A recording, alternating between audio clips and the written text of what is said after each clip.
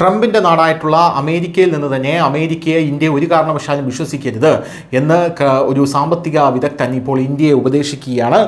ഇപ്പോൾ ബ്രിക്സിൽ ചേരൂ എന്നാണ് പല രാജ്യങ്ങളോടും ഇപ്പോൾ ആ സാമ്പത്തിക വിദഗ്ധൻ പറയുന്നത്. അമേരിക്ക ഒരു കാരണവശാലും വിശ്വസിക്കാൻ കൊള്ളില്ല. US-ഉം ഇന്ത്യയും തമ്മിലുള്ള സംഘർഷം തുടരുന്നതിനിടയിൽ അമേരിക്കയെ ആശ്രയിക്കുന്നത് കുറയ്ക്കണമെന്ന് അമേരിക്കൻ സാമ്പത്തിക ശാസ്ത്രജ്ഞനായിട്ടുള്ള ജെഫ്രി സാസെയാണ് ഇന്ത്യയോട് ഇപ്പോൾ പറഞ്ഞിരിക്കുന്നത്. വാഷിംഗ്ടണുമായിട്ടുള്ള സുരക്ഷാ കരാർ ഫലപ്രദമാകില്ലെന്ന് അദ്ദേഹം പറഞ്ഞു. അതിനാൽ ഇന്ത്യയോടൊപ്പം ബ്രിക്സിൽ ചേരാൻ മറ്റുള്ള രാജ്യങ്ങളോട് ഞാൻ നിർദ്ദേശിക്കുന്നു. ഇതിന് പിന്നിലെ കാരണം പറഞ്ഞുകൊണ്ട് ചൈനയിൽ നിന്ന് മുമ്പ് വാങ്ങിയിരുന്ന അത്രയും കയറ്റുമതി അമേരിക്ക ഇനി ഇന്ത്യയിൽ നിന്ന് സ്വീകരിക്കില്ലെന്നും ജെഫ്രി പറയുകയുണ്ടായി.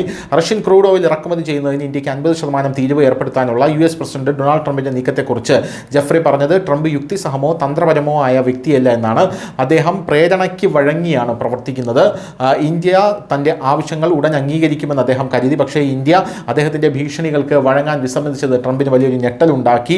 എന്തായാലും ഇത് നന്നായി ആലോചിച്ച് തയ്യാറാക്കിയ തന്ത്രമല്ലെന്ന് ജെഫ്രി ഒരു അഭിമുഖത്തിൽ പറഞ്ഞിരുന്നു. ട്രംപ് എന്ത് ചെയ്താലും അത് പ്രേരണയുടെ അടിസ്ഥാനത്തിൽ മാത്രമാണ്. ഇന്ത്യ അതിനെക്കുറിച്ച് ജാഗ്രത പാലിക്കേണ്ടതുണ്ട്.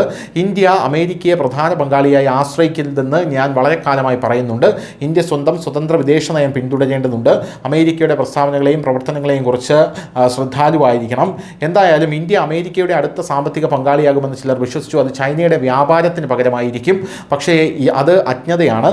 ഇന്ത്യയിൽ നിന്ന് ഇത്രയും വലിയ തോതിലുള്ള ഇറക്കുമതി അമേരിക്ക അനുവദിക്കില്ല. റഷ്യൻ ക്രൂഡ് ഓയിൽ വാങ്ങുന്നതിന് ഇന്ത്യക്ക് മേൽ തീരുവ ചുമത്തിയിട്ടുണ്ട്. അതേസമയം ചൈനയാണ് റഷ്യയിൽ നിന്ന് ഏറ്റവും കൂടുതൽ ക്രൂഡ് ഓയിൽ വാങ്ങുന്നത്. എന്നിരുന്നാലും അതിനുമേൽ തീരുവ വർദ്ധിപ്പിച്ചിട്ടില്ല. ട്രംപ് തുടക്കത്തിൽ ചൈനയ്ക്കെതിരെ നടപടി സ്വീകരിച്ചു വന്നത് എടുത്തു പറയേണ്ടതാണ്. അതിന് ചൈന കഠിനമായിട്ടാണ് പ്രതികരിച്ചത്. പോരാത്തതിന് അപൂർവ എർത്ത് ധാതുക്കളുടെ കയറ്റുമതി നിർത്തിവെച്ചു.